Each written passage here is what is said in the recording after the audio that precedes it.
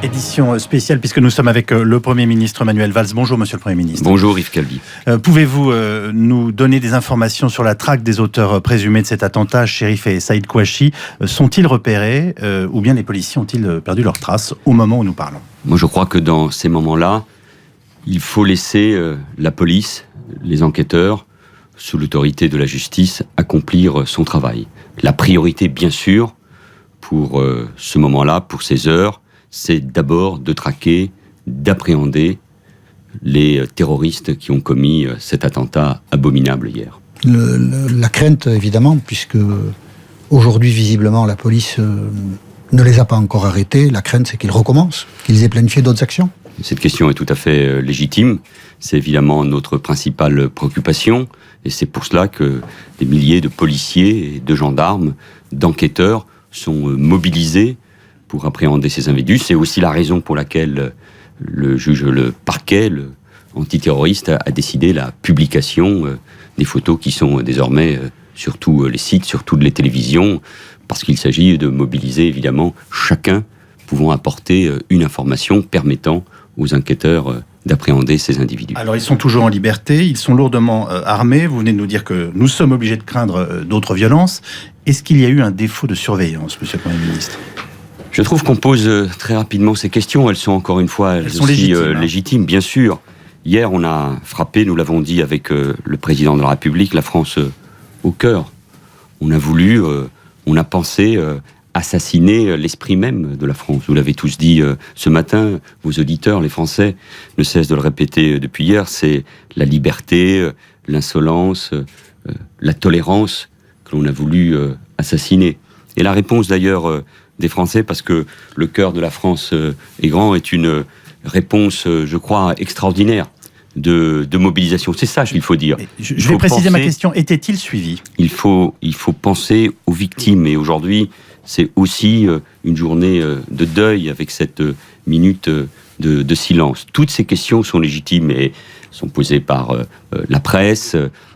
Les enquêteurs aussi donneront tous les éléments, la justice, parce qu'il y a une enquête, et je n'en doute pas un seul instant que le Parlement aussi voudra également connaître les raisons pour lesquelles cela a pu arriver. Les frères Kouachi étaient-ils suivis ? Je vous repose ma question. Mais moi, je n'ai pas encore de réponse à ces questions. Ce qui m'importe, c'est d'abord ces individus soient appréhendés. Mais ces individus étaient connus des services. Et parce qu'ils étaient connus des services, ils ont été évidemment suivis. Vous savez, il faut être lucide. Je l'ai dit quand j'étais ministre de l'Intérieur. Je le dis comme Premier ministre. Bernard Cazeneuve n'a cessé de le dire, y compris à votre micro. Nous faisons face à une menace terroriste sans précédent. Et elle est à la fois extérieure et intérieure. Les services de police et de justice ont démantelé. De nombreux groupes ont contrarié, vous le savez, des projets d'attentats. Et c'est bien la preuve que nous agissons. Et face à la menace terroriste, il faut agir. Et nous agissons sur le plan policier, sur le plan de renseignement, sur le plan judiciaire. Ce sont des centaines d'individus qui sont suivis. Ce sont des dizaines de personnes qui ont été interpellées. Ce sont des dizaines de personnes qui ont été incarcérées. Mais en disant ça, je fais la démonstration de la difficulté devant laquelle sont placés nos services. C'est le nombre d'individus qui représentent un danger. Ces individus étaient sans doute suivis, mais il n'y a pas de risque zéro. C'est terrible à dire, parce qu'il y a des victimes, parce qu'il y a eu un attentat terrible, parce que nous sommes tous touchés, bouleversés, et je pense aux victimes, aux blessés qui luttent contre la mort. Je connaissais, comme vous, un certain nombre de ceux qui ont été tués, leurs proches, leurs compagnes, et chacun devra avoir, bien sûr, une réponse aux questions que vous posez. Je pense qu'aujourd'hui, c'est encore prématuré. Quelques éléments factuels sur l'enquête. Un troisième homme est-il recherché ou non ? Parce que dans certaines versions, il y avait 3 personnes lors de cet attentat, dans d'autres 2. Je ne veux pas rentrer dans le détail. Des hommes sont recherchés, 2 sans doute. Il y a eu plusieurs interpellations. 2, peut-être pas 3 ? Plusieurs interpellations. Le ministre de l'Intérieur avait parlé de 3 hier. Il y a eu plusieurs interpellations cette nuit. Il y a des gardes à vue. Laissons encore une fois, je vois qu'il y a beaucoup d'informations sur les médias, sur Internet. Et toujours factuellement. Il ne faut pas que cela nuise au travail des enquêteurs. Et moi, j'en appelle là aussi, à la responsabilité. C'est aux enquêteurs, c'est à la police, c'est à la gendarmerie, c'est à la justice de mener le fait avec beaucoup de professionnalisme, le plus rapidement possible pour appréhender ces individus, ceux qui ont commis cet attentat abominable, cet acte de barbarie, parce que c'est un acte de barbarie. Allez-vous tirer des leçons de cet attentat même? Certains jugent que la concentration de l'activité policière durant ces derniers mois sur les Français qui partaient en Syrie ou qui en revenaient, qui représentent évidemment un danger, a éventuellement conduit à négliger l'activité potentielle de ceux qui restent sur le territoire. Est-ce que cet attentat, le profil des frères Kouachi, qui eux ne sont partis nulle part, qui sont tout le temps restés en France, si on a bien compris leur parcours, est-ce que vous en tirez, si vous le confirmez, est-ce que vous en tirez D'abord, des leçons? personne n'en sait rien, vous n'en savez rien. C'est ce qu'on lit aujourd'hui. Sur le parcours. Oui, mais encore une fois, on l'a lu. On lit trop vite. Et donc je pense qu'il faut encore Avez-vous une d'autres fois... informations ? Attendre. À ce stade, je n'ai pas d'autres informations. Et si j'ai des informations, je ne le dirai pas. Parce qu'il faut laisser les enquêteurs travailler. Toute information sur ces individus qui est balancée sur les ondes peut représenter une information donnée à ces mêmes individus pour pouvoir échapper au travail de la police. Le travail de la police, le travail des renseignements, ça a été toujours de privilégier toutes les cibles possibles, de ceux qui reviennent d'un certain nombre de théâtres d'opérations, Irak, Syrie, Afghanistan, Yémen, Afrique du Nord, Sahel. Aucune piste n'a jamais été négligée. Ce sont encore une fois des centaines d'individus. Nous l'avons dit avec Bernard Cazeneuve, nous savions que nous risquions d'avoir un attentat sur notre sol ou contre les intérêts français. Et nos services sont mobilisés, nous avons renforcé nos dispositifs législatifs, mais face à des individus très déterminés, malheureusement, il peut évidemment y avoir des failles. Cet attentat peut-il modifier votre approche de la lutte contre le terrorisme et allez-vous prendre des moyens supplémentaires? Les moyens supplémentaires viennent d'être pris, encore une fois, par la loi antiterroriste qui vient d'être votée par le Parlement.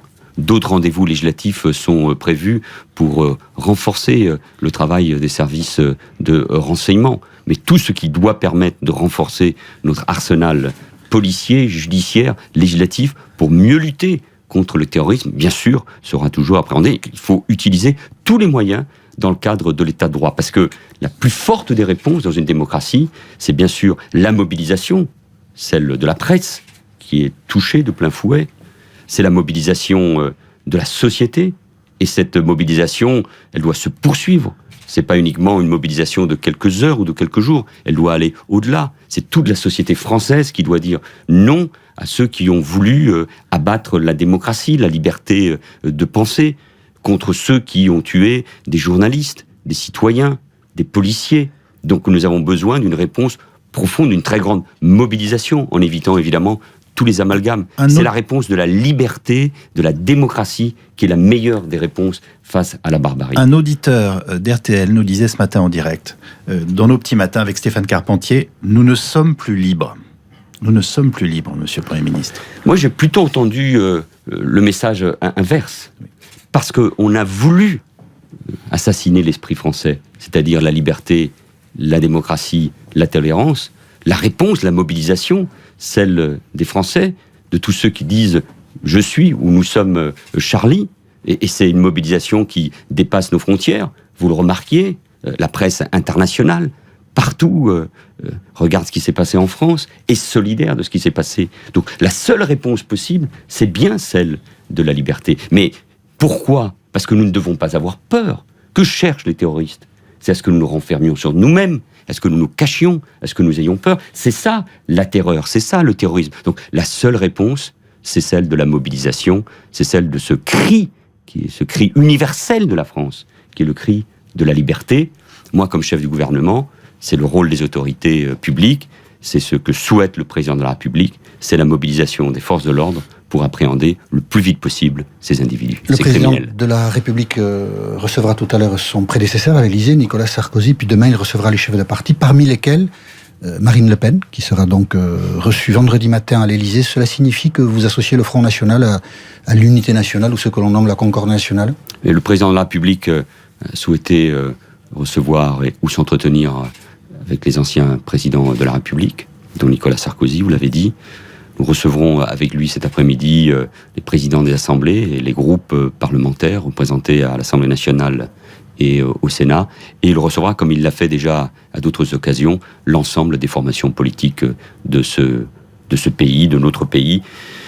Oui, c'est l'occasion, bien sûr, de considérer que chacun doit être marqué uniquement par ce seul objectif, l'unité nationale, au-delà des partis, au-delà des opinions. Il n'y a pas d'exclusion à l'unité nationale aujourd'hui. Il ne peut pas y avoir d'exclusion et à donc l'unité le Front nationale National y est associé. Mais la réponse que nous devons... Le Front National y est associé. La réponse... Jean-Michel Apathy, moi, dans ce moment-là, je ne fais pas de la politique, au sens classique du terme. Parce que je suis chef du gouvernement, ce qui m'importe, c'est que nous appréhendions ces individus, et c'est l'unité nationale, parce que c'est la seule réponse possible. Mais l'unité nationale, c'est aussi autour de valeurs profondément républicaines, de tolérance, de refus d'amalgame. Beaucoup de nos compatriotes de confession musulmane s'expriment aujourd'hui sur les ondes, sur celles d'RTL, pour dire leur refus de cette horreur, de cet amalgame, parce que c'est ça aussi ce que cherchent les terroristes. C'est à confondre la violence, le terrorisme, la haine avec l'islam. La France, c'est la tolérance. Et moi, je souhaite que les Français se rassemblent autour de ces valeurs de tolérance et de démocratie. Il n'y a que ça qui aujourd'hui m'importe. Il n'empêche que la peur de l'islam, Manuel Valls, est forte dans les sociétés occidentales. On le voit en Allemagne, en Suède ces jours-ci. Il y a en France l'apparition du livre de Michel Houellebecq qui exprime d'une façon ou d'une autre ce sentiment. Comment réagissez-vous face à la montée de cette peur de l'islamisme radical ? Vous venez de parler de votre crainte, vous, des amalgames, mais voilà, c'est un sentiment commun dans beaucoup de pays d'Europe. Elle est présente dans le monde, elle est présente en Europe, en France depuis longtemps. Nous avons peut-être besoin de réfléchir davantage sur ces questions. Je le fais parce que je suis l'élu d'un territoire populaire, maire pendant 11 ans d'une ville d'Évry où il y a de nombreux concitoyens de confession ou de culture musulmane. Il n'y a que le dialogue, la compréhension, mais il faut aussi, bien sûr, que les autorités de l'islam en France, elles l'ont fait hier. Il y a de nombreuses voix, mais partout dans le monde, disent, condamnent, ne trouvent aucune excuse. Quelle est la force de la France ? C'est qu'il y ait Charlie Hebdo. Il faut d'ailleurs que Charlie Hebdo continue. Les caricatures, la possibilité de se moquer de tous et de tout le monde, de ceux qui croient comme de ceux qui ne croient pas, de toutes les confessions. C'est ça, cette liberté. Rappelez-vous, tous les responsables politiques, c'est le cas de François Hollande, qui sont allés témoigner au procès de Charlie Hebdo. Il n'y a pas de possibilité de frontière par rapport à la liberté d'expression et de pensée. Et donc, chacun doit prendre ses responsabilités. Toutes les autorités religieuses, tous les citoyens. C'est très important pour faire reculer ces peurs. Je suis inquiet de ce qui se passe en Europe. Je suis frappé, comme vous, par ces manifestations en Allemagne. Nous parlons beaucoup et je viens de le faire, de cette formidable mobilisation des Français. Mais je regarde aussi ce qui se passe sur les réseaux sociaux. Pas seulement depuis hier, mais depuis des jours. Les messages de haine, ceux qui, y compris, saluent ce crime abominable hier à Paris. Vous craignez que vous craignez que dans les jours qui viennent, je crains et je l'alerte.